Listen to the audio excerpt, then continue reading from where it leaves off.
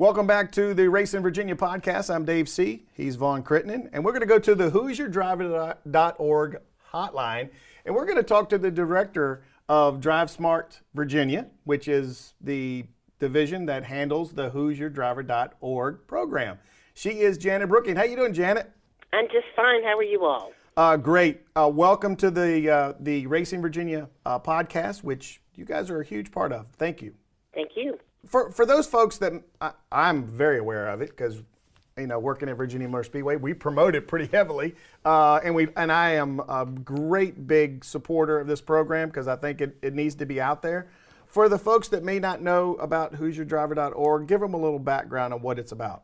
Our organization is called Drive Smart Virginia. We're a traffic safety nonprofit, a 501c3, and our goal is to reduce injuries and fatalities on the roadways of Virginia. We have a number of projects that may address impaired driving, distracted driving, whatever it might be. And so our Who's Your Driver project, the goal of that is to reduce impaired driving on the roadways of Virginia and encourage designated driving.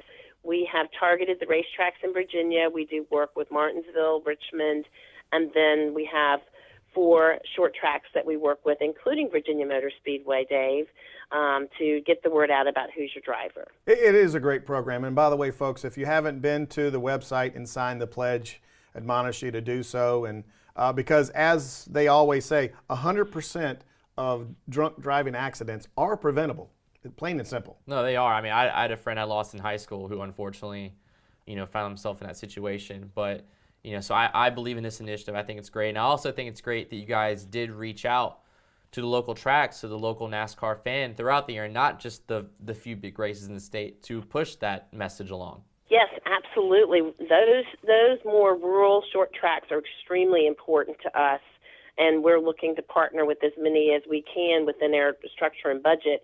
But we know that a lot of these alcohol-impaired crashes are happening on our rural roadways. We know that the drivers that are killing themselves on our roadways are largely male. They're more inclined to drive a pickup truck. They're more inclined to be on a rural roadway. So we really, really do value the relationships that we have with these short tracks in Virginia. Janet, I know you guys have had to do some of this study, and why is it so prevalent in the rural areas, you think?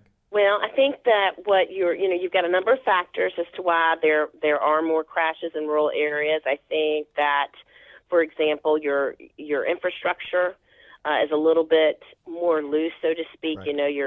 Your roadways are smaller. They don't have the structure around them to permit recovery when you run off the road or whatever it might be. You have less access to a trauma center, so if you have a serious crash with bodily injury, it's going to take you longer to seek the help and to get the help that you need. I think that in the rural areas, you may have drivers that have a more libertarian perspective about wearing their seatbelt, about following the laws in general, and that would lend to an increase in those crashes. So there are a number of reasons that we would speculate that these rural crashes are occurring more often. One of the things that you guys have done in trying to get this message out is you have VIP programs. You have VIP access to both Richmond and Martinsville, and you have some programs like that where you're sponsoring events at these short tracks where where you're giving away VIP experiences at them as well. You have one of those coming up this weekend, and that is the Twin 100 lap races for the K&N series at South Boston Speedway. This is a phenomenal program, I think. At South Boston this weekend, we have VIPs, and you can enter. First of all, this VIP promotion is so neat because all of the tracks so strongly believe in what we're doing that they donate this VIP experience to us completely outside of the other marketing of the program, and we're able to then promote the VIP experience from our social media, from our website, and people can sign up for it by taking a pledge, for example, or by taking a quiz, or by promoting us on social media. So we have some winners of one of those promotions that will be with us in South Boston, and they'll be in a suite. They will get to go down and meet the drivers beforehand. They'll be able to participate in the driver meeting. One of them will be able to wave the green flag. One will be able to say, "Gentlemen, start your engines."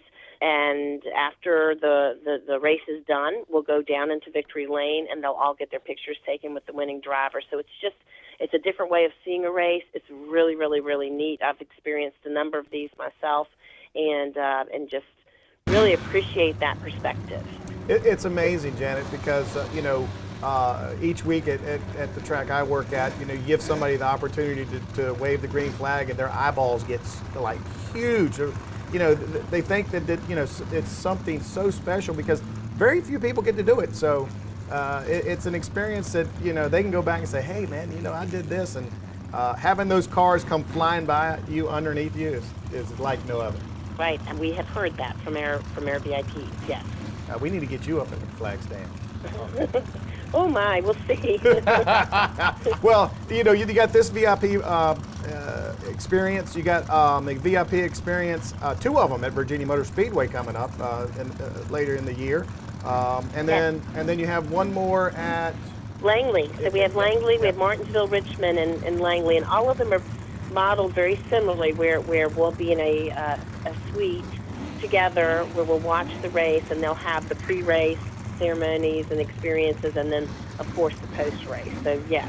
Well, I can't thank you guys enough for not only the participation at the NASCAR level. I mean, we're sitting here at Richmond Raceway overlooking the racetrack and the construction going on in the infield, at Martinsville, and of course at the four short tracks, and allowing us to help get the message out. Thank you all so much for being interested in sharing this story and talking about this. It's such important.